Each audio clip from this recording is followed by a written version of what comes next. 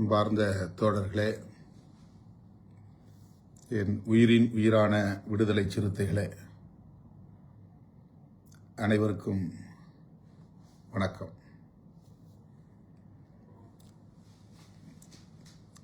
தேர்தல் வாக்குப்பதிவுக்கு பின்னர் இந்த சூழலில் நம்முடைய வேட்பாளர்கள் ஆங்காங்கே வாக்கு எண்ணிக்கைக்கான களப்பணிகளில் ஈடுபட்டு வருகின்றனர். முகவர்களை நியமித்து அவர்களை ஒருங்கிணைக்கிற பணிகளில் ஈடுபட்டு வருகின்றனர். இந்நிலையில் நாம் எல்லோரையும் போல மிகுந்த எதிர்பார்ப்போடு காத்திருக்கிறோம். நம்முடைய தொகுதிகளில் மட்டுமின்றி நாம் அங்கம் வகிக்கும் திராவிட முன்னேற்றக் கழகத்தின் தலைமையிலான மதசார்பற்ற முற்போக்கு கூட்டணி மகத்தான வெற்றியை பெற வேண்டும் என்கிற எதிர்பார்ப்போடு காத்திருக்கிறோம்.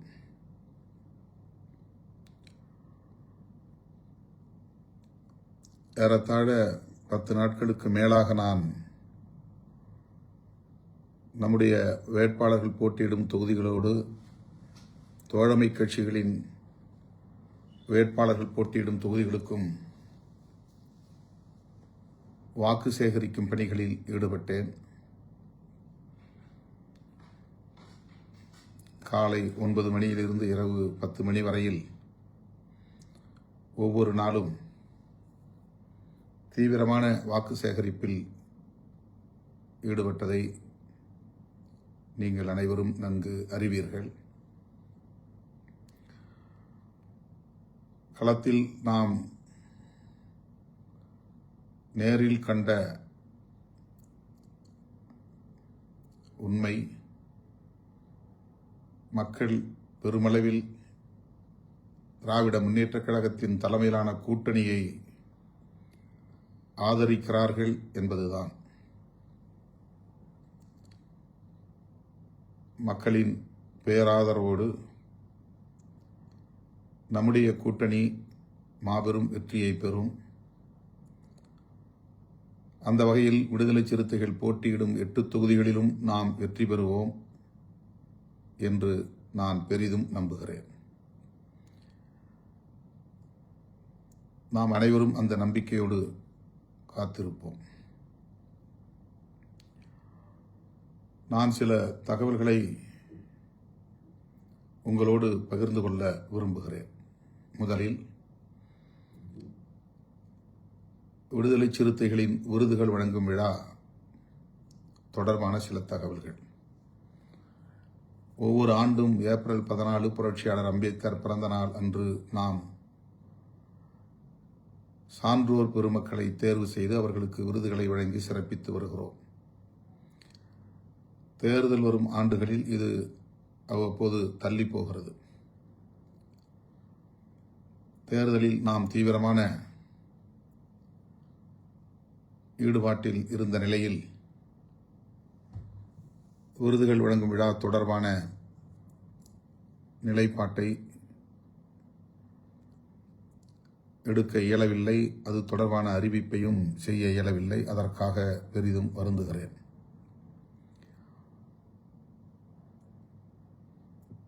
தேர்தல் முடிவுகளுக்கு பிறகு விருதுகள் வழங்கும் விழாவையும் நாம் நடத்தியாக வேண்டும். ஏற்கனவே நாம் எடுத்த முடிவின் அடிப்படையில் தமிழ் தேசிய எழுச்சி மாநாட்டையும் நடத்தியாக வேண்டும். இந்த 2 முக்கியமான நிகழ்வுகள் நமக்கு உள்ளன. இது தொடர்பாக நான் ஓரிரு நாட்களில் விருதுகள் வழங்கும் விழா எந்த தேதியில் நடைபெறும் என்பது குறித்தும், தமிழ் தேசிய எழுச்சி மாநாடு மே 17 என்று நாம் ஏற்கனவே அறிவித்திருக்கிறோம். ஆனால் அவ்வாறு திட்டமிட்டவாறு மே 17 அன்று நடத்த இயலாது. ஆகவே எந்த தேதியில் அந்த மாநாட்டை நாம் நடத்த இருக்கிறோம் என்பது குறித்தும் தேர்தல் முடிவுக்கு பின்னர், ஆனால் மாநாடு தள்ளி போகிறது. ஜூன் மாதம் அல்லது அதற்கு பின்னர் ஏதேனும் ஒரு நாளில், ஜூலையிலோ ஆகஸ்டிலோ நாம் அதை நடத்தலாம் என்று எண்ணியிருக்கிறோம். அது தொடர்பான அறிவிப்பை தேர்தல் முடிவுக்கு பின்னர் அறிவிப்பேன் என்பதையும் தெரிவித்துக் கொள்கிறேன்.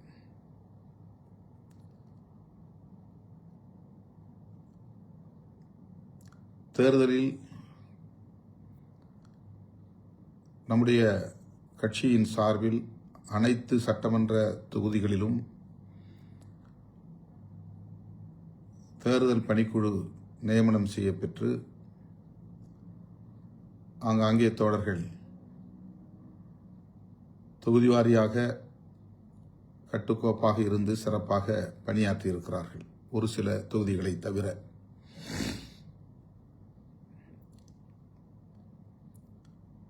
அது தொடர்பான தகவல்கள் திரட்டப்பட்டு வருகின்றன.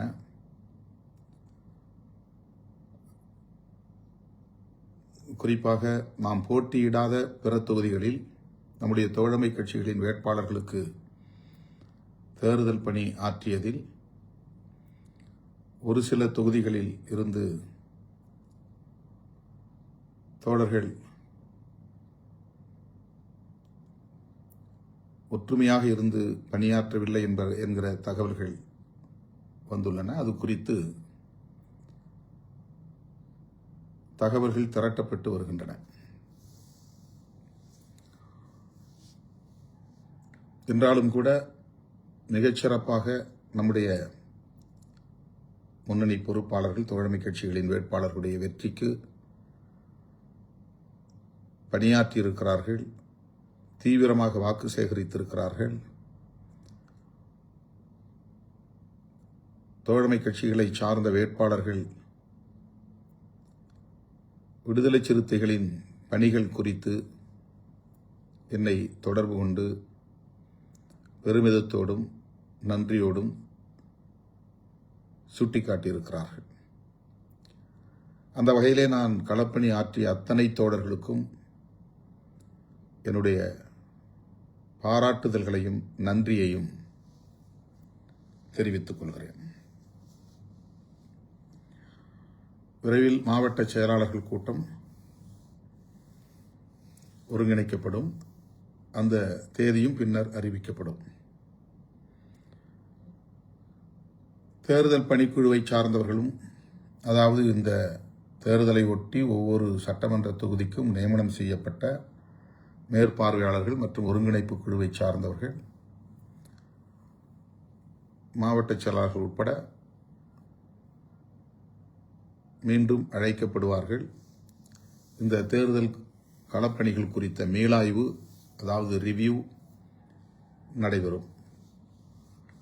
அதற்கான தேதி பின்னர் அறிவிக்கப்படும். தேர்தல் நிதி ஒவ்வொரு மாவட்டத்தின் சார்பிலும் மாவட்ட செயலாளர் பொறுப்பில் வங்கி கணக்கில் செலுத்த வேண்டும் அல்லது நேரில் செலுத்த வேண்டும் என்கிற வேண்டுகோள் விடுக்கப்பட்டது. வழக்கமாக தேர்தல் காலத்தில் நாம் தேர்தல் நிதியை திரட்டுவதுண்டு.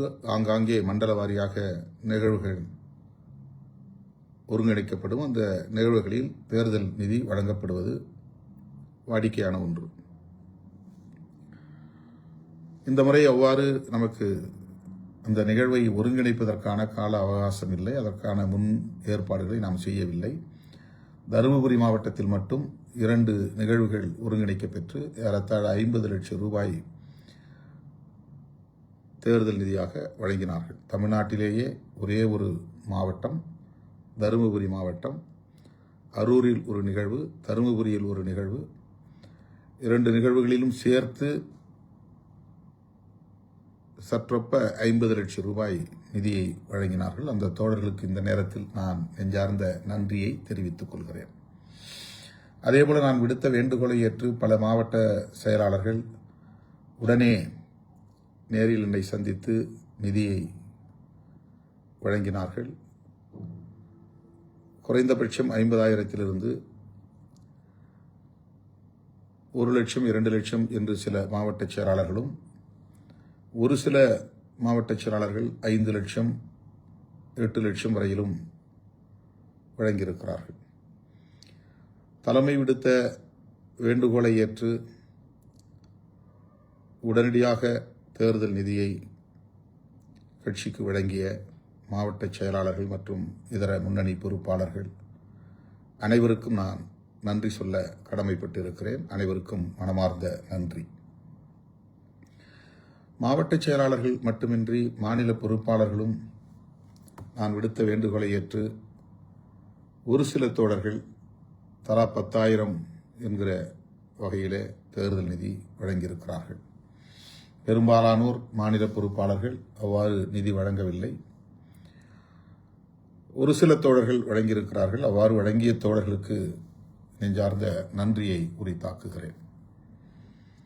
செலுத்தாதவர்கள் விரைவில் செலுத்த வேண்டும் என்றும் கேட்டுக்கொள்கிறேன். கட்சி ஒரு நிலைப்பாட்டை எடுக்கிற போது அந்த நிலைப்பாட்டை நடைமுறைப்படுத்த வேண்டும் என்பது கட்சிக்கு வலு சேர்க்கும். அது ஒரு ஒழுங்கை உருவாக்கும்.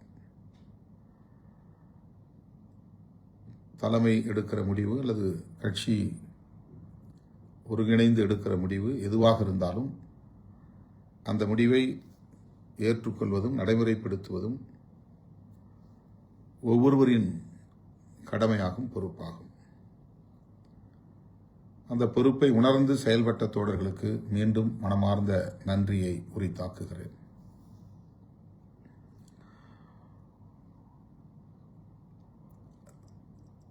மதசார்பற்ற முற்போக்கு கூட்டணி மாபெரும் வெற்றியை பெறப்போகிறது. அதிலே எந்த மாற்று கருத்தும் இல்லை. நான் ஏற்கனவே சொன்னது போல் கூட்டணி பலம் அதற்கு முதன்மையான காரணம். கடந்த 5 ஆண்டுகளில் திமுக அரசு பெண்களை மையப்படுத்தி தீட்டிய திட்டங்கள், மாணவ செல்வங்களை மையப்படுத்தி தீட்டிய திட்டங்கள், வெற்றிகரமாக அவற்றை நடத்தி நடைமுறைப்படுத்தி நிகழ்த்தியிருக்கிற சாதனைகள் நமக்கு கூடுதல் வலு சேர்ப்பதாக அமைந்துள்ளன. மூன்றாவதாக, இந்த கூட்டணி கொள்கை பிடிப்புள்ள ஒரு கூட்டணி என்பதை நாம்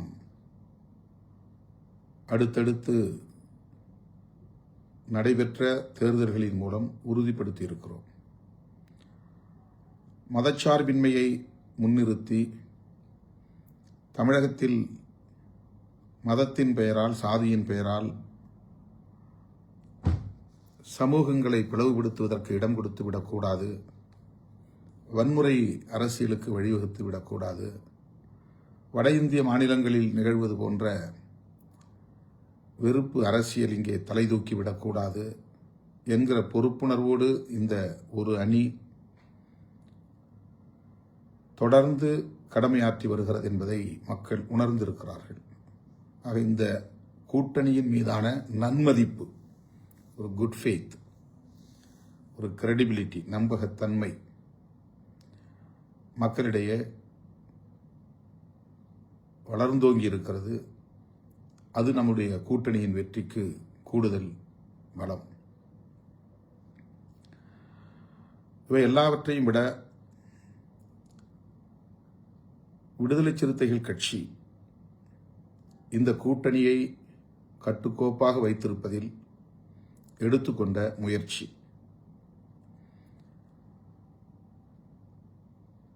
கடந்த 2 ஆண்டுகளுக்கு மேலாக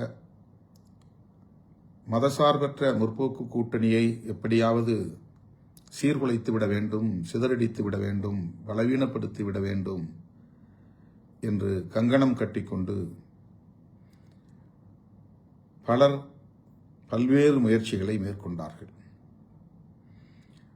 அவர்களின் டார்கெட், இலக்கு விடுதலை சிறுத்தைகள் கட்சியாகத்தான் இருந்தது. குறிப்பாக திருமாவளவன் எப்படியாவது விடுதலை சிறுத்தைகள் கட்சியை அல்லது திருமாவளவனை அந்த கூட்டணியில் இருந்து வெளியேற்றிவிட்டால் போதும், மதசார்பற்ற முற்போக்கு கூட்டணியை சிதறடித்துவிட முடியும் என்று கணக்கு போட்டார்கள். அதாவது நம்மை ஒரு துருப்புச் சீட்டாக பயன்படுத்த முயற்சித்தார்கள். நம் மூலமாக அந்த கூட்டணியை பலவீனப்படுத்த திட்டம் போட்டார்கள். இது வெறும் யூகமில்லை, அனைவரும் அறிந்த வெளிப்படையான அரசியல் உண்மை. அதற்கு நாம் கிஞ்சித்தும் இடம் கொடுக்கவில்லை.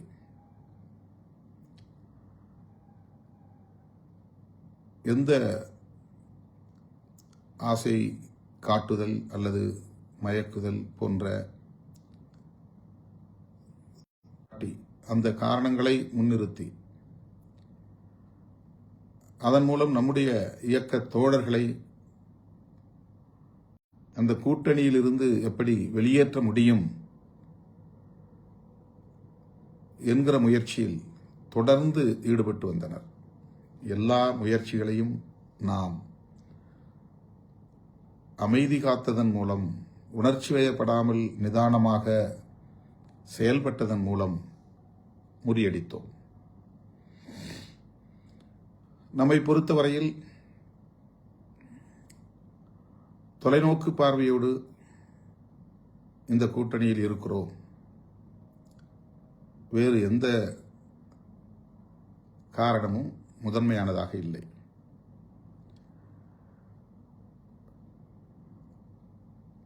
மதவாத சக்திகள், சாதியவாத சக்திகள்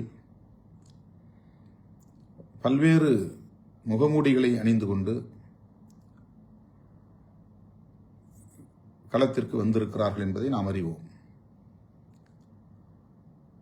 அவர்கள் வலுப்பெற்றால் நாம் பேசும் அரசியலுக்கே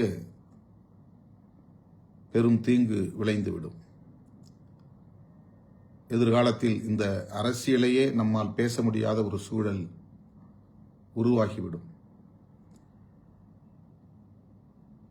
சாதியின் பெயரால், மதத்தின் பெயரால்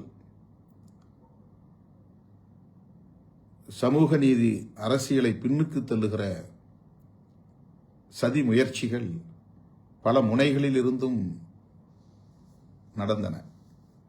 அவற்றையெல்லாம் மிக இலகுவாக நாம் புறந்தள்ளிவிட்டு நாம் எடுத்த நிலைப்பாட்டில் உறுதியாக இருந்தோம். அந்த உறுதிப்பாட்டை பாராட்டுவதற்கு பதிலாக நம்மை கொச்சைப்படுத்துகிற முயற்சிகளில் ஈடுபட்டார்கள். திமுகவுக்கு நாம் துணை நிற்கிறோம் என்கிற அந்த ஒரு கோணத்தில் இருந்து மட்டுமே நம்முடைய நிலைப்பாடுகளை அவர்கள் அணுகினார்கள், அலசினார்கள். கூடுதல் இடங்களை பெறுவதற்கு வாய்ப்பிருந்தும் திருமாவளவன் அந்த முயற்சியை மேற்கொள்ளவில்லை. இது ஒரு விமர்சனம்.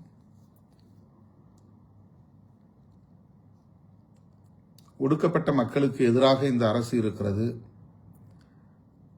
ஆனாலும் திருமாவளவன் அந்த அரசை ஆதரிக்கிறார். அதற்கு வேங்கவேல் ஒரு சான்று என்று பேசினார்கள். இதெல்லாம் ஒடுக்கப்பட்ட மக்களின் மீதான நல்லெண்ணத்தின் அடிப்படையில் அல்ல, அவர்களுக்கு நீதி கிடைக்க வேண்டும் என்கிற பொருளில் அல்ல. நாம் அந்த களத்தில் எவ்வளவு நேர்மையாக நின்று மக்களுக்காக, மக்களோடு நின்று போராடி இருக்கிறோம் என்பதை பாதிக்கப்பட்ட மக்களே நன்கு அறிவார்கள். ஆனால் இப்படியெல்லாம் சில காரணங்களை முன்வைத்து நம்மை அந்த கூட்டணியில் இருந்து வெளியேற்றுவதற்கு பெருமுயற்சியை மேற்கொண்டார்கள். நாம் அதற்கு இணங்கவில்லை, உணர்ச்சி வயப்படவில்லை.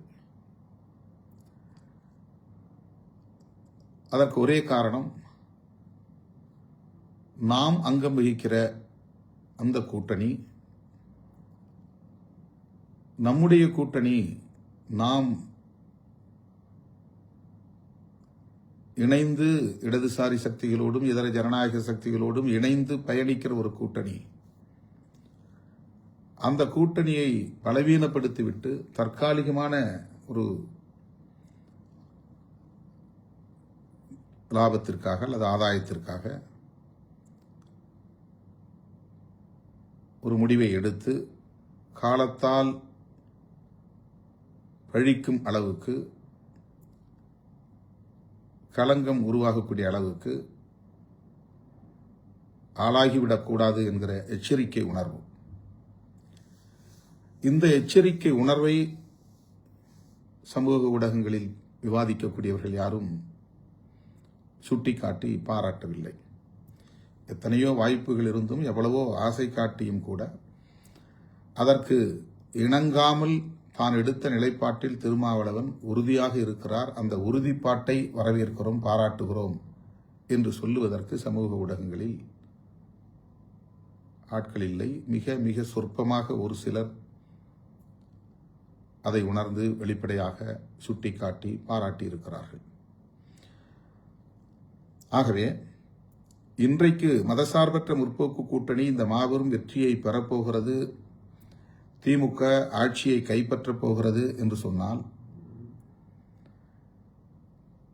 அதற்கு விடுதலை சிறுத்தைகளின் அணுகுமுறையும் விடுதலை சிறுத்தைகளின் உறுதிப்பாடான நிலைப்பாடும் ஒரு காரணம் என்பதை யாரும் மறந்துவிட முடியாது, மறுத்துவிட முடியாது. இதை யாரும் சுட்டிக்காட்டி விவாதிக்கப் போவதில்லை. ஆனால் நாம் உணர்ந்தாக வேண்டும், நீங்கள் உணர்ந்தாக வேண்டும். நாம் சராசரி அரசியல்வாதிகளைப் போல் செயல்பட்டிருந்தால், கூடுதல் இடங்களுக்காக ஆசைப்பட்டிருந்தால், மாற்றம் என்கிற பெயரில் நாம் வேறொரு முடிவை எடுத்திருந்தால், தமிழ்நாடு அரசியல் தலைகீழாக மாறியிருக்கும் என்பதிலே யாருக்கும் மாற்று கருத்து இருக்க முடியாது. அதை நாம் விரும்பவில்லை.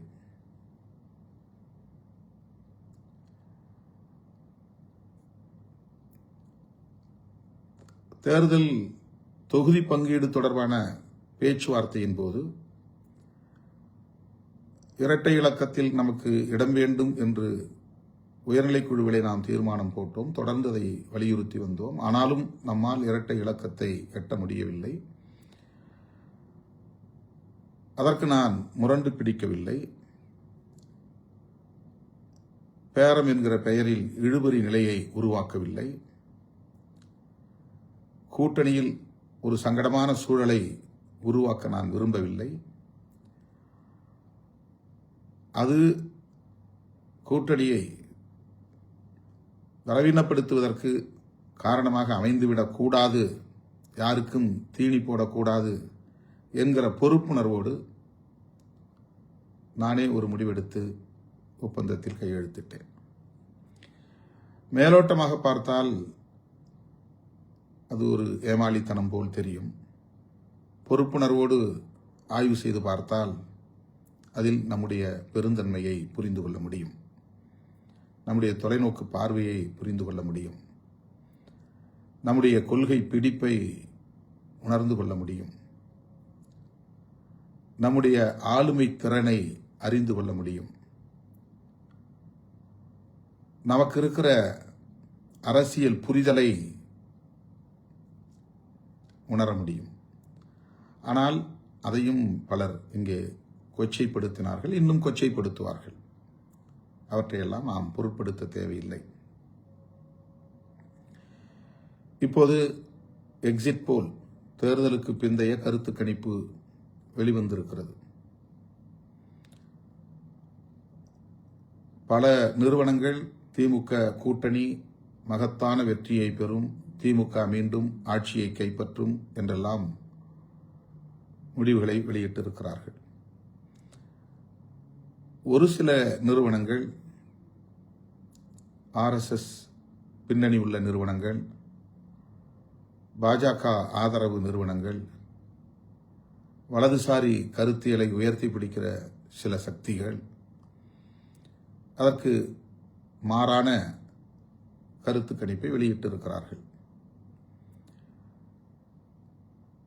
இந்த கருத்து கணிப்புகளை நாம் பொருட்படுத்த தேவையில்லை. நாம் களத்தில் நிற்பவர்கள், மக்களோடு நிற்பவர்கள், மக்கள் உணர்வுகளை புரிந்து கொள்ளும் வாய்ப்பை பெற்றவர்கள், 4 சுவர்களுக்கு இடையிலே அமர்ந்து அரசியல் கணக்குகளை ஆய்வு செய்யக்கூடியவர்கள் அல்ல. மக்களின் நாடி பார்த்து நாம் காய்களை நகர்த்துகிறோம்.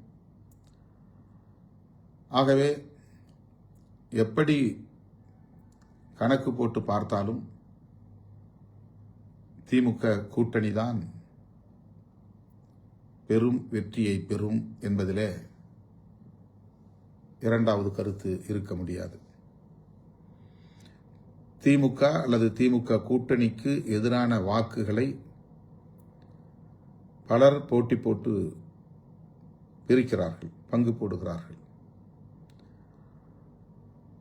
பொதுவாக திராவிட கட்சிகளுக்கு, திமுக, அதிமுக ஆகிய இரு கட்சிகளுக்கு எதிரான ஒரு கருத்து இந்த அரசியல் களத்தில் நீண்ட காலமாக இருந்து வருகிறது. எதிர்ப்பு வாக்குகளும் இருந்து வருகின்றன.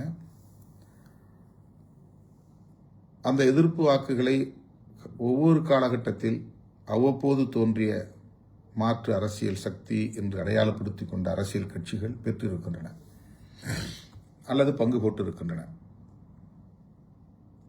ஆகவே இந்த முறை திமுகவை எதிர்த்து அல்லது திமுக கூட்டணியை எதிர்த்து களத்திலே நிற்கும் அதிமுக தலைமையிலான கூட்டணி, விஜய் தலைமையிலான கட்சி, சீமான் தலைமையிலான கட்சி, இவர்கள் அத்தனை பேருக்குமே திமுக எதிர்ப்பு என்கிற ஒன்றுதான் பிரதானமான முதன்மையான அரசியல், அல்லது திமுக கூட்டணி எதிர்ப்பு என்பதுதான் முதன்மையான அரசியல். அவர்கள் மூவரும் அவரவர் சக்திக்கு ஏற்ப இந்த எதிர்ப்பு வாக்குகளை பகிர்ந்து கொள்கிறார்கள், பிரித்துக் கொள்கிறார்கள். புதிதாக களம் காணுகிற தமிழக வெற்றி கழகம் திமுக, அதிமுக ஆகிய இரண்டு கட்சிகளுக்கும் எதிரான வாக்குகளை பெருவாரியாக பிரித்துக் கொள்ள இருக்கிறார். ஆனால் தனித்த ஒரு சக்தியாக அவர் திமுக, அதிமுக அல்லது திமுக கூட்டணி, அதிமுக கூட்டணி ஆகிய இரண்டு கூட்டணிகளையும் பின்னுக்கு தள்ளி ஆட்சியை கைப்பற்றும் அளவுக்கான வலிமையை அவர் பெற்றிருக்கவில்லை. அதற்கான வாய்ப்பே இல்லை. ஆக எப்படி கணக்கு போட்டு பார்த்தாலும் திமுக வெற்றி பெறும், திமுக கூட்டணி வெற்றி பெறும் என்கிற போது நாம் போட்டியிடக்கூடிய 8 தொகுதிகளிலும் நாம் வெற்றி பெறுவதற்கான வாய்ப்பு மிக பிரகாசமாக இருக்கிறது என்று நான் நம்புகிறேன். எனவே அந்த நம்பிக்கையோடு நாம் மே 4ஆம் தேதியை வரவேற்போம். முடிவு எதுவாக இருந்தாலும் நம்முடைய அரசியல் களம் நீர்த்து போகாது. நம்முடைய பயணம் வழக்கம் போல வேகம் பெறும், இன்னும் தீவிரமடையும். இயக்கத் தோழர்கள் அந்த புரிதலோடு மே 4ஆம் தேதியை வரவேற்போம் என்பதை தெரிவித்துக் கொள்கிறேன். ஒரு வார இதழில் நம்முடைய கட்சியை குறிவைத்து தொடர்ந்து அடுத்தடுத்து 2 கட்டுரைகளை வெளியிட்டிருக்கிறார்கள். அது தொடர்பாக நம்முடைய தோழர்கள் சமூக ஊடகங்களில் கருத்துக்களை பதிவிட்டு வருகிறார்கள். அதை பொருட்படுத்த தேவையில்லை, கடந்து போவோம். விடுதலை சிறுத்தைகள் கட்சி புரட்சியாளர் அம்பேத்கர், தந்தை பெரியார், மாமேதை காரல் மார்க்ஸ் ஆகிய மாமனிதர்களின் கொள்கை வழியில் மக்களை அரசியல்படுத்தி வருகிறது. வெறும் தேர்தலுக்காக உருவாக்கப்பட்ட கட்சி அல்ல. உருவாக்கிய உடனேயே ஆட்சி அதிகாரம்தான் எங்கள் இலக்கு என்று நாம் மக்களிடத்தில் முறையிடவில்லை. எங்களுக்கு ஒரு வாய்ப்பு தாருங்கள் என்றும் நாம் கோரிக்கை வைக்கவில்லை. சமூக மாற்றத்தை ஏற்படுத்த வேண்டும். அதற்கு அரசியல் அதிகாரமும் தேவை. அந்த அடிப்படையில் நாம் தேர்தல் களத்தை சந்திக்கிறோம். தேர்தல் களமே நமக்கு முதன்மையானதல்ல, ஆட்சி அதிகாரமே நம்முடைய ஒரே இலக்கும் அல்ல.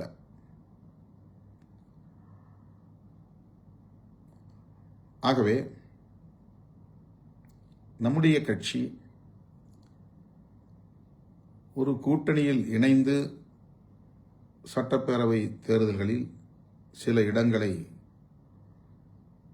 பெற்று வேட்பாளர்களை நிறுத்துகிறோம். பெரிய ஒரு கூட்டணியிலே இடம்பெறுகிற போது சில இடங்களை மட்டுமே பெறும் நிலை தவிர்க்க முடியாதது. இது ஒரு அரசியல் இயக்கம். சமூக இயக்கம் என்கிற நிலையிலிருந்து ஒரு அரசியல் இயக்கமாக பரிணாமம் பெற்று வருகிறது. ஒரு குறிப்பிட்ட சமூக அடையாளம் இந்த இயக்கத்திற்கு உண்டு என்றாலும் கூட அனைத்து தரப்பை சார்ந்த அனைத்து சமூக மக்களும் இந்த கட்சியை ஒரு பொதுவான அரசியல் இயக்கமாக பார்க்கும் வகையில், அணுகும் வகையில், ஏற்கும் வகையில் நம்முடைய அரசியல் உத்திகளை நாம் மேற்கொண்டு வருகிறோம், கையாண்டு வருகிறோம். அதன் அடிப்படையில் தான் 6 தொகுதிகளை பெற்றாலும் 2 பொது தொகுதிகள், 8 தொகுதிகளை பெற்றாலும் 2 பொது தொகுதிகள் என்று நாம் பொது தொகுதிகளையும் பெற்று தலித் அல்லாத தோழர்களை வேட்பாளர்களாக நிறுத்தி அவர்களை சட்டமன்றத்திற்கு கடந்த தேர்தலில் அனுப்பியிருக்கிறோம். முதல் முறையாக ஒவ்வொரு சட்டப்பேரவை தேர்தலிலும் ஒரு இஸ்லாமியருக்கு நாம் வாய்ப்பு கொடுத்து சிறுபான்மை சமூகத்தினருக்கான ஒரு பேரியக்கம் இது என்பதை அரசியல் ரீதியாக உறுதிப்படுத்தி இருக்கிறோம். 30 இடங்களை பெற்றாலும் கூட அதிலே ஒரு முஸ்லீமை நிறுத்துவதில்லை என்கிற நிலையை சில கட்சிகள் கையாண்டிருக்கின்றன. 100க்கும் மேற்பட்ட இடங்களில் போட்டியிட்டாலும் ஓரிரு தொகுதிகளில் மட்டும்தான் இஸ்லாமியர்களுக்கு வாய்ப்பளிக்கிற நிலை இருக்கிறது. ஆனால் நாம் 2006, 2011, 2016, 2021 என்று அடுத்தடுத்து சட்டப்பேரவை பொதுத் தேர்தல்களில் நாம் எத்தனை இடங்களை பெற்றாலும் அவற்றில் ஒரு இஸ்லாமியரை கட்டாயமாக வேட்பாளராக்கி இருக்கிறோம். வெற்றி பெற்றாலும் வெற்றி பெறாவிட்டாலும் அந்த வாய்ப்பை தந்திருக்கிறோம். அதேபோல ஒரு ஓபிசி சமூகத்திலிருந்து அல்லது எம்பிசி சமூகத்திலிருந்து ஒரு வேட்பாளரை நிறுத்த வேண்டும் என்கிற அடிப்படையில் கடந்த முறை தம்பி பாலாஜியை திருப்போரூரில் நாம் நிறுத்தினோம். அவரும் வெற்றி பெற்றார். தம்பி ஷானவாஸ் அவர்களும் வெற்றி பெற்றார். 4 பேரில் 2 பேர் பொது தொகுதிகளில் வெற்றி பெற்றார்கள். இது ஒரு அரசியல் இயக்கம் செய்ய வேண்டிய ஒரு நடைமுறை, கையாள வேண்டிய ஒரு உத்தி. ஒரு சமூக இயக்கம் என்கிற நிலையிலிருந்து அரசியல் இயக்கமாக பரிணாமம் பெறுகிற ஒரு நிலையில் நாம் இந்த உத்திகளை எல்லாம் கையாளுகிறோம். 5 ஆண்டுகளுக்கு ஒரு முறை சட்டப்பேரவை தேர்தல் என்கிற போது ஒவ்வொரு தேர்தலிலும் பலர் பொது தொகுதிகளில் தங்களுக்கு இந்த முறை வாய்ப்பு கிடைக்கும் என்று எதிர்பார்ப்பதும், அப்படி அந்த வாய்ப்பு வழங்கப்படாத நிலை வரும்போது அவர்கள் ஏமாற்றம் அடைவதும் ஒரு தொடர்கதையாக இருக்கிறது. ஆகவே பொது தொகுதிகளில் நாம் வேட்பாளர்களை மாற்றுவது தவிர்க்க முடியாததாக மாறுகிறது. பொது தொகுதிகளில் மட்டுமல்ல, மொத்தமாக. ஏனென்றால் மிக குறைவான இடங்களை நாம் பெறுகிற போது புதிய புதிய ஆட்களுக்கும் நாம் வாய்ப்பு தர வேண்டும் என்கிற ஒரு நிலைப்பாட்டை புறந்தள்ள முடியாது. அந்த கோரிக்கை வலுவாக எழுகிறது. கட்சி வலுப்பெற அதிகாரத்தை நோக்கி நகர முன்னணி பொறுப்பாளர்களிடையே போட்டி வலுக்கிறது. 2001 நான் தேடி ஆட்களை பிடித்து போட்டேன். 2006 கூட வேட்பாளர்கள் மிக குறைவாகத்தான் நம்மிடத்திலே போட்டி போட்டார்கள்.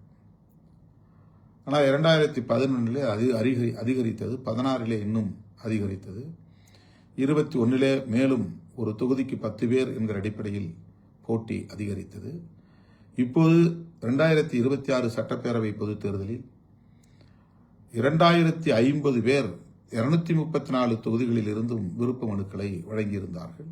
அதிலே வட மாவட்டங்களில் ஒரு தொகுதிக்கு 100 பேர் 150 பேர் என்கிற அடிப்படையிலே விருப்ப மனு செய்திருந்தார்கள். அதில் ஒரு சிலர் ஒருவருக்கே 10 விருப்ப மனு, 15 விருப்ப மனு என்றெல்லாம் கொடுத்தார்கள். என் பெயரில் மட்டும் பல தோழர்கள் கிட்டத்தட்ட 100க்கும் மேற்பட்ட விண்ணப்பங்களை செய்திருந்தார்கள். ஆக 2026 விருப்ப மனு கொடுத்தவர்களின் எண்ணிக்கை பெருகி இருக்கிறது. அந்த போட்டி என்பது அதிகரித்திருக்கிறது. வெறும் 5000 ரூபாய் விருப்ப மனுக்கு நாம் செலுத்த வேண்டும் என்று சொல்லியிருந்தோம். அதன்படி பார்த்தால் ஏறத்தாழ 1.25 கோடி ரூபாய் அந்த விருப்ப மனு செலுத்தியதிலேயே வங்கி கணக்கில் சேர்ந்தது. அந்த 1.25 கோடி ரூபாயில் 1 கோடி ரூபாயை எடுத்து நாம் தேர்தல் செலவில் பயன்படுத்தினோம். வேட்பாளர்களுக்கு தலா 10 லட்சம் உடனே நான் காசோலை மூலமாக வழங்கினேன். இது நம்முடைய தோழர்கள் சொந்த பணத்திலிருந்து கட்சிக்கு என்று செலுத்திய தொகை. இதை உங்களுக்கு நான் வழங்குகிறேன். அவர்களை நெஞ்சிலே நிறுத்திக் கொண்டு இந்த பணத்தை எடுத்துச் செல்லுங்கள். நம் தோழர்கள் கொடுத்த பணம் இது எங்கும் நன்கொடையாக திரட்டிய பணம் இல்லை என்றெல்லாம் சொல்லியே கொடுத்தேன். ஆக போட்டி நாளுக்கு நாள் ஒவ்வொரு தேர்தலிலும் அதிகரிக்கிறது. அப்படி அதிகரிக்கிற போது புதிய முகங்களுக்கு வாய்ப்பு தர வேண்டும் என்பதை ஒரு நிலைப்பாடாக நாம் எடுக்க வேண்டிய ஒரு கட்டாயம் எழுகிறது. அந்த அடிப்படையில் தான் பொது தொகுதிகளில் வென்ற தம்பி ஷானவாஸ் அவர்களுக்கும் தம்பி SS பாலாஜி அவர்களுக்கும் இந்த முறை நான் வாய்ப்பு தர இயலாமல் போனது. ஆனால் அதற்கு வெவ்வேறு காரணங்களை பலரும் சமூக ஊடகங்களில் எடுத்துச் சொன்னார்கள், விவாதித்தார்கள். அது உண்மையல்ல. அந்த காரணங்கள் எதுவும் உண்மையல்ல. திமுக கூட்டணியில் உறுதியோடு இருப்போம் என்ற முடிவை திருமாவளவன் தான் எடுக்கிறான். திமுக கூட்டணியில் விடுதலை சிறுத்தைகள் கட்சி நீடிப்பதற்குரிய காரணங்களை திருமாவளவன் தான் விளக்குகிறான். அதை பின்பற்றிதான் இயக்கத்தோழர்கள், நம்முடைய சட்டமன்ற உறுப்பினர்கள் 4 பேருமே சட்டமன்றத்தில் பேசினார்கள். அது எனக்கு எப்படி முரண்பாடானதாக இருக்க முடியும்? அது முற்றிலும் தவறான ஒரு கருத்து. அவர்களுக்கு வழங்கப்படவில்லை என்ற ஒரே காரணத்தை வைத்து திமுகவுக்கு அவர்கள் நெருக்கமாக இருந்தார்கள். அதனால்தான் 3 பேருக்கும் பனையூர் பாபு உட்பட வழங்கவில்லை என்று சொன்னார்கள். இது முற்றிலும் தவறானது என்பதை ஏற்கனவே நான் விளக்கிவிட்டேன். புதிய முகங்களுக்கு வாய்ப்பு தர வேண்டும் என்பது ஒவ்வொரு கட்சியிலும் இருக்கிற நடைமுறைதான். திராவிட முன்னேற்ற கழகத்திலே கூட 60 பேருக்கு புதிய முகங்களுக்கு 60 புதிய முகங்களுக்கு வாய்ப்பு தந்திருக்கிறார்கள். அப்படி என்றால் 60 பேர் பழைய சிட்டிங் MLAs. அந்த வாய்ப்பு மறுக்கப்பட்டிருக்கிறது. அதை பற்றி யாருமே பேசவில்லை. விடுதலை சிறுத்தைகளை பற்றி மட்டும் பேசுகிறார்கள். ஏனென்றால் அவர்கள் எடுத்த முயற்சிக்கு திருமாவளவன் இணங்காமல் திமுக கூட்டணியை கட்டுக்கோப்பாக வைத்திருப்பதற்கு முதன்மை காரணியாக இருந்திருக்கிறான் என்பதை அவர்களால் பொறுத்துக் கொள்ள முடியவில்லை, சகித்துக் கொள்ள முடியவில்லை. நம் மீது அவருடைய காழ்ப்பை கொட்ட வேண்டும், கக்க வேண்டும் என்பது அடிப்படை காரணம். கம்யூனிஸ்ட் கட்சிகளில் கூட சென்ற முறை வென்றவர்கள் இந்த முறை வாய்ப்பு மறுக்கப்பட்டிருக்கிறார்கள். யாரும் அதை பேசவில்லை. ஒவ்வொரு கட்சியிலும் இது நடைமுறையில் இருப்பதுதான். வெற்றி பெற்றவர்களுக்கே திரும்ப திரும்ப தருவது என்பது இயலாத ஒன்று. இந்த முறை அந்த 2 பேருக்கு 3 பேருக்கே மீண்டும் கொடுத்திருந்தால் புதிய 3 பேருக்கான வாய்ப்பு மறுக்கப்பட்டிருக்கும். ஆக இந்த முறை இஸ்லாமியர் ஒருவருக்கு, கிறித்தவர் ஒருவருக்கு வழங்க வேண்டும் என்கிற அடிப்படையில் தான் பன்ருட்டி ஒரு இஸ்லாமியருக்கும் திருப்போரூர் ஒரு கிறித்தவருக்கும் வழங்கப்பட்டிருக்கிறது. இது என்னுடைய நிலைப்பாடு. அவர்களுக்கு வழங்கவில்லை என்பதற்கு இதுதான் காரணமே தவிர வேறொன்றும் இல்லை. செய்யூர் தொகுதியை பொறுத்தவரையில் மீண்டும் அதை நான் உங்களுக்கு விளக்க கடமைப்பட்டிருக்கிறேன். என்னை நம்பி என்னோடு களத்தில் நிற்கிற நீங்கள் அதில் தெளிவாக இருக்க வேண்டும்.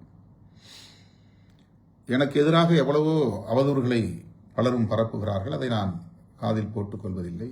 ஆனால் நீங்கள் என்னோடு 30-35 ஆண்டுகளாக கைகோர்த்து களத்தில் நிற்கிற என் உயிரின் உயிரான விடுதலை சிறுத்தைகள் தெளிவோடு இருக்க வேண்டும். நான் இந்த தேர்தலில் போட்டியிடுவது என்று எடுத்த முடிவின் காரணமாக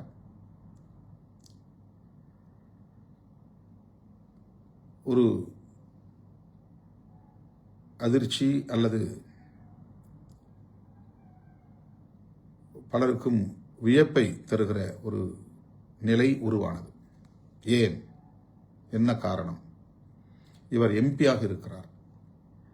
இன்னும் 3 ஆண்டுகள் பதவி காலம் இருக்கிறது. எம்பி பதவியை ராஜினாமா செய்துவிட்டு சட்டமன்ற தேர்தலில் போட்டியிட வேண்டும் என்று ஏன் இவர் முடிவெடுத்தார்? பலரும் தங்களுடைய யூகங்களை எல்லாம் செய்திகளாக்கிக் கொண்டிருந்தார்கள். அதற்குரிய காரணங்களை நான் விளக்கியிருக்கிறேன். நான் தேர்தலில் போட்டியிடப் போகிறேன் என்பது குறித்து முன்கூட்டியே யாரிடத்திலும் நான் விவாதிக்கவில்லை. அதற்கு காரணம், அதிலே எனக்கு ஒரு 2வது கருத்தும் இருந்ததுதான். வேண்டாம் என்கிற 2ஆம் கருத்தும் இருந்தது. போட்டியிட வேண்டும் என்கிற ஒரு கருத்தும் இருந்தது. வேண்டாம் என்கிற ஒரு கருத்தும் இருந்தது. ஆகவே இது குறித்து நான் முன்னணி தோழர்களிடத்திலே, பொதுச் செயலாளர்கள் உள்ளிட்ட முன்னணி தோழர்களிடத்திலே முன்கூட்டியே கலந்து பேசவில்லை.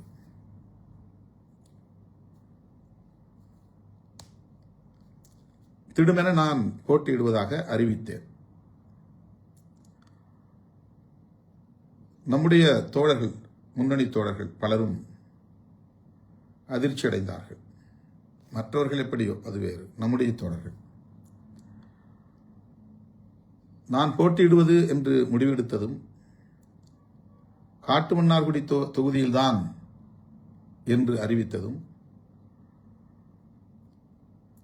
அதனால் கட்சியின் பொதுச் செயலாளர் சிந்தனை செல்வன் அவர்களை செய்யூருக்கு மாற்றியதும், அதன் அடிப்படையில் இயக்கத் தோழர்கள் அதிர்ச்சிக்குள்ளானதும் ஒரு இயல்பான நிலைதான். நான் போட்டியிடுவதென்று முடிவெடுத்த பிறகு நான் 8 தொகுதிகளில் எந்த இடத்திலும் தலைவர் என்கிற முறையிலே போட்டியிட முடியும். பெரியகுளத்தில் கூட நான் போட்டியிடலாம், அல்லது செய்யூரில் கூட நான் போட்டியிடலாம். ஆனால் டெஸ்டட் அண்ட் ப்ரூவ்டு, சோதிக்கப்பட்டு நிரூபிக்கப்பட்ட வாக்கு வங்கி நமக்கு காட்டுமன்னார் கோவிலில் உள்ளது. அங்கே விண்ணப்பம் செய்துவிட்டு நான் 8 தொகுதிகளுக்கும் சுற்றுப்பயணம் மேற்கொள்ள முடியும், பிற தொகுதிகளுக்கும் சுற்றுப்பயணம் மேற்கொள்ள முடியும். அந்த வசதிக்காக காட்டுமன்னார்குடியை நான் தேர்வு செய்யும் போது சிந்தனை செல்வன் அவர்களை ஒரு பாதுகாப்பான தொகுதி செய்யூர் என்கிற அடிப்படையில் செய்யூருக்கு மாற்ற வேண்டியிருந்தது. ஆக அவரை செய்யூருக்கு மாற்றியதால் பனையூர் பாபுக்கு அங்கே வாய்ப்பு தர இயலவில்லை.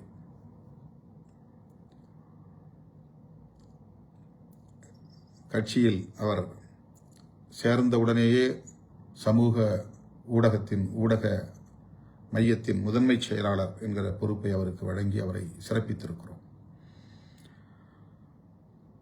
அதன் பிறகு எத்தனையோ தோழர்கள் போட்டி போட்ட நிலையில் நீண்ட காலமாக என்னோடு பயணிக்கிற மூத்த தோழர்கள் வேட்பாளராக வேண்டும் என்று விரும்பிய நிலையில் அந்த தொகுதியில் பனையூர் பாபு அவர்களுக்கு ஒரு வாய்ப்பை தந்து சட்டமன்ற உறுப்பினராக்கியிருக்கிறோம்.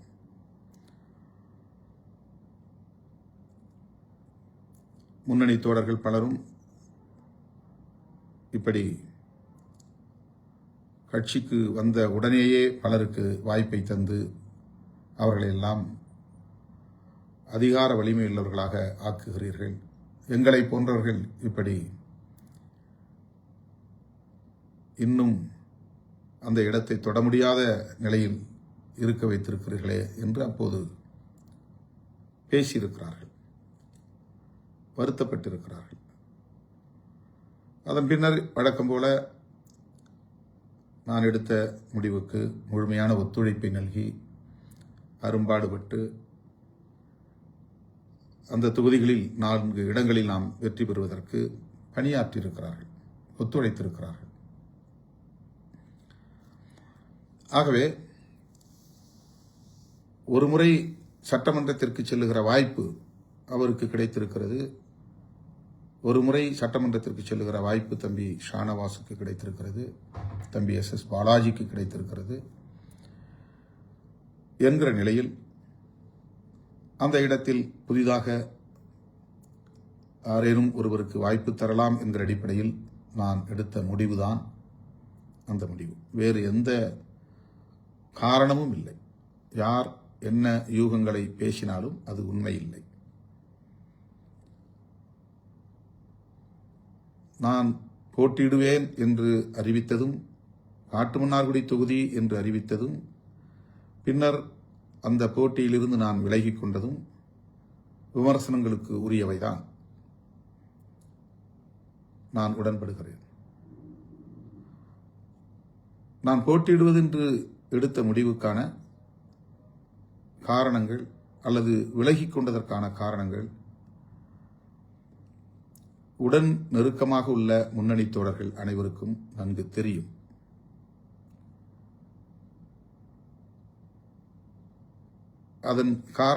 அதற்கான காரணங்களை நான் ஓரளவுக்கு விளக்கியும் சொல்லியிருக்கிறேன். மேலும் அதை நான் விரிவாக பேச விரும்பவில்லை. அப்படி ஒரு முடிவை நான் எடுத்ததன் விளைவாகத்தான் பொதுச் செயலாளர் சிந்தனை செல்வன் மீண்டும் காட்டுமன்னார்குடியில் போட்டியிடுவதற்கான சூழல் அமையவில்லை. செய்யூருக்கு அவரை மாற்ற வேண்டிய நிலை உருவானது. இந்த உண்மை பனையூர் பாபு அவர்களுக்கும் சரி, தம்பி SS பாலாஜி அவர்களுக்கும் சரி, ஷா நவாஸ் அவர்களுக்கும் சரி விளங்கும் என்று நான் அறிவேன், விளக்கியும் இருக்கிறேன். வேட்பாளரை அறிவித்த அடுத்த நாளே தம்பி பாலாஜி வந்து தங்களின் முடிவுக்கு நான் கட்டுப்படுகிறேன், களப்பணி ஆற்றுகிறேன் என்று மனந்திறந்து பேசினார். ஓரிரு நாட்களுக்கு பின்னர் தம்பி ஷானவாஸ் நேரிலே வந்து என்னை சந்தித்து பேசினார். அப்போதே அவர்களுக்கு நான் கட்சியில் பொறுப்புகளை அறிவிப்பதாகத்தான் எண்ணியிருந்தேன். அவர்கள் இருவருமே அவசரமில்லை, தேர்தல் முடியட்டும் என்று என்னிடத்திலே கூறியிருந்தார்கள். அவர்களோடு கலந்து பேசிதான் இந்த பொறுப்பை அவர்களுக்கு அறிவித்துள்ளேன். முதன்மை செயலாளராக தம்பி ஷானவாஸ் அவர்களையும் பொருளாளராக தம்பி பாலாஜி அவர்களையும் நியமித்திருக்கிறோம். பனையூர் பாபு அவர்களை சந்திக்க இயலவில்லை. அவரோடு கலந்து பேசி அவருக்கு விருப்பமான பொறுப்பு என்னவோ அந்த பொறுப்பை வழங்க எண்ணியிருக்கிறோம். ஆனால் இரண்டாவது முறை தேர்தலில் போட்டியிடுவதற்கான வாய்ப்பு வழங்கவில்லை என்ற ஒரே ஒரு காரணத்தை வைத்து கட்சிக்குள் குழப்பத்தை ஏற்படுத்துவதற்கு ஒரு பத்திரிகை முயற்சிக்கிறது என்றால் அவர்களின் எண்ணம் என்னவாக இருக்கும் என்பதை நீங்கள் புரிந்து கொள்ள வேண்டும். எந்த பின்னணியில் அவர்கள் இதை செய்கிறார்கள் என்பதை புரிந்து கொள்ள வேண்டும்.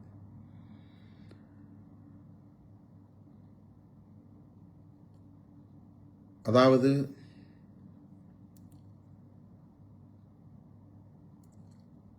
அந்த இதழ்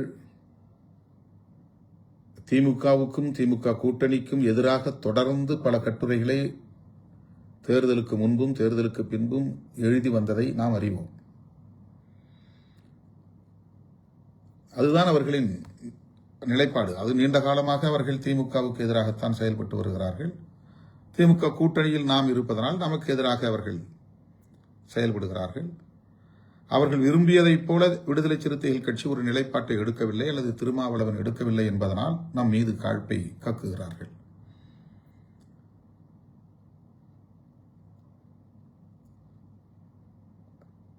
தோழர்களே, விடுதலை சிறுத்தைகள் கட்சி ஒரு நெடுங்கால கனவை சுமந்து களத்தில் பணியாற்றிக் கொண்டிருக்கிறது. புரட்சியாளர் அம்பேத்கர் கண்ட கனவு ஒரு மதசார்பற்ற தேசத்தை கட்டமைக்க வேண்டும், அது ஒரு சமத்துவ இந்தியாவாக அமைய வேண்டும் என்பதுதான் மாமனிதர் புரட்சியாளர் அம்பேத்கர் அவர்களின் நெடுங்கால கனவு. அதற்காக அவர் வகுத்து கொடையளித்திருப்பது அரசமைப்பு சட்டம். அந்த அரசமைப்பு சட்டத்தின் உயிர்மூச்சு கோட்பாடுகளுள் ஒன்று மதச்சார்பின்மை. அந்த மதச்சார்பின்மை என்கிற ஒரு மகத்தான கோட்பாட்டுக்கு ஊறு விளைவிக்கும் உள்நோக்கம் கொண்ட கட்சிகள் நமக்கு எதிராக நிற்கின்றன. வெளிப்படையாக கூட்டணி அமைத்தும் களத்தில் நிற்கிறார்கள். நம்மைப் போலவே அரசியல் பேசிக்கொண்டே இந்த மதசார்பின்மை, சமத்துவம், சமூக நீதி போன்றவற்றுக்கு எதிரான சக்திகளோடு உறவாடிக்கொண்டே களத்தில் இருப்பவர்களும் இருக்கிறார்கள். குறிப்பாக விஜய் அவர்கள் பாஜக எங்கள் கொள்கை எதிரி என்று சொன்னார். அந்த ஒற்றை சொல்லை தவிர இதுவரையில் அடுத்த வார்த்தை பாஜகவுக்கு எதிராக அவர் பேசியதே இல்லை.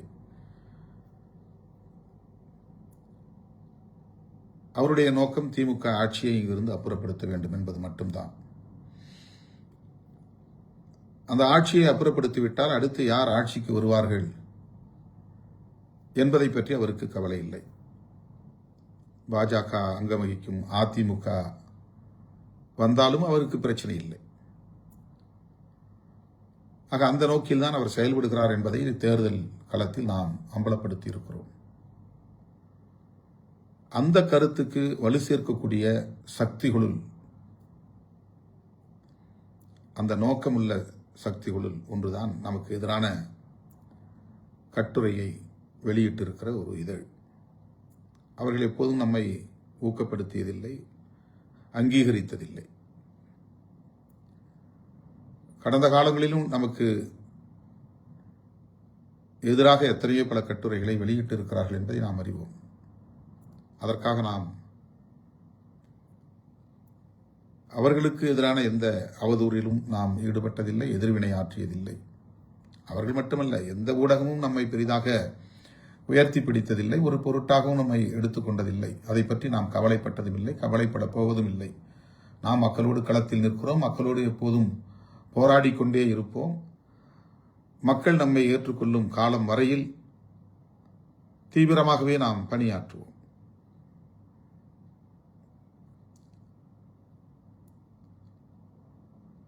எனவே தேர்தல் நேரத்தில் வேட்பாளர்களை தேர்வு செய்ததில் குறிப்பாக நான் போட்டியிடுவதென்று முடிவெடுத்ததில் அதன் அடிப்படையில் சில நிலைப்பாடுகளை நான் மேற்கொள்ள நேர்ந்தது. அதில் எந்த உள்நோக்கமும் இல்லை. தனிப்பட்ட முறையில் ஒருவரை மனதிலே வைத்து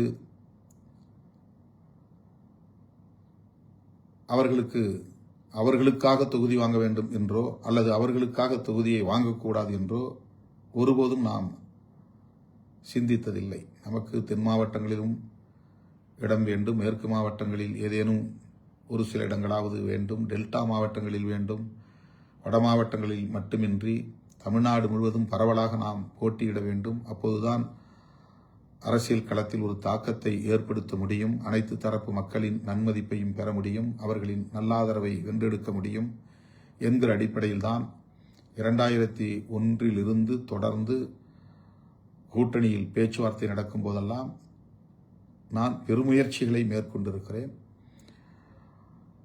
தென் மாவட்டங்களில் ஒரு முறை நமக்கு சமயநல்லூர் 2001 கிடைத்தது.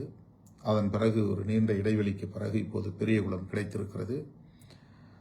அரூரில் போட்டியிடுவதற்கு நமக்கு 2011, 2006, 2016 நமக்கு வாய்ப்பு கிட்டியது. இப்போது 21, 26 கிட்டவில்லை. இதை தோழர்கள் புரிந்து கொள்ள வேண்டும். நம்முடைய இயக்கத் தோழர்களே கூட, முன்னணி தோழர்களே கூட அவர்களை மட்டுமே மனதில் வைத்துக் கொண்டு சில கருத்துக்களை பேசுகிறார்கள். வாங்கினால் எனக்கு தர வேண்டும் என்பதற்காகவே வாங்கவில்லை என்று கருதும் நிலை. அப்படித்தான் ஒரு தம்பி கட்சியை விட்டே வெளியேறி புதிய கட்சியை தொடங்கினார்.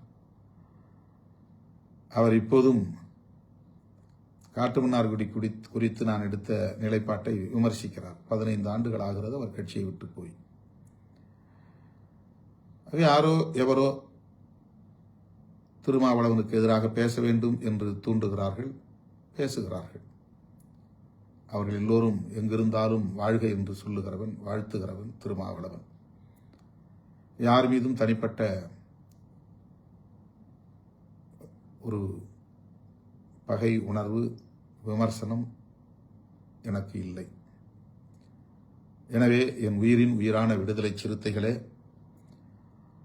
யார் என்ன அவதூறுகளை பரப்பினாலும் அவற்றை பொருட்படுத்த வேண்டாம். எல்லோரும் இந்த இயக்கத்திற்காக தம்மால் இயன்ற பங்களிப்பை செய்திருக்கிறார்கள் என்கிற நம்பிக்கையோடு தான் அனைவரையும் நான் அரவணைத்து செல்கிறேன். நாம் 10க்கும் மேற்பட்ட இடங்களில் போட்டியிடக்கூடிய வாய்ப்பு வந்திருந்தால் இந்த 4 பேருக்கும் அப்படியே வாய்ப்பை தந்துவிட்டு புதிதாக ஒரு 6 பேருக்கு வாய்ப்பு தரும் நிலை ஏற்பட்டிருக்கும். அந்த எண்ணிக்கையை நம்மால் இன்னும் எட்ட முடியவில்லை என்பதுதான் அதற்கு காரணம். இதை முன்னணி தோழர்கள், வாய்ப்பு இழந்த கணையூர்பாபு உள்ளிட்ட அனைவரும் உணர்வார்கள் என்று நான் நம்புகிறேன். மே 4 விடுதலை சிறுத்தைகளின் வலிமையை உலகம் உணரும் முடிவுகள் வெளிவரும். விடுதலை சிறுத்தைகள் தான் உண்மையாக இங்கே ஒரு தீர்மானிக்கிற சக்தி, தமிழக அரசியலை தீர்மானித்த சக்தி என்பதை மே 4 தேதியன்று வெளிவர இருக்கிற முடிவுகள் உணர்த்தும். வரலாறு விடுதலை சிறுத்தைகளுக்கான இடத்தை, உரிய இடத்தை தரும். எனவே நம்பிக்கையோடு பயணிப்போம். அனைவருக்கும் வாழ்த்துக்கள். நன்றி.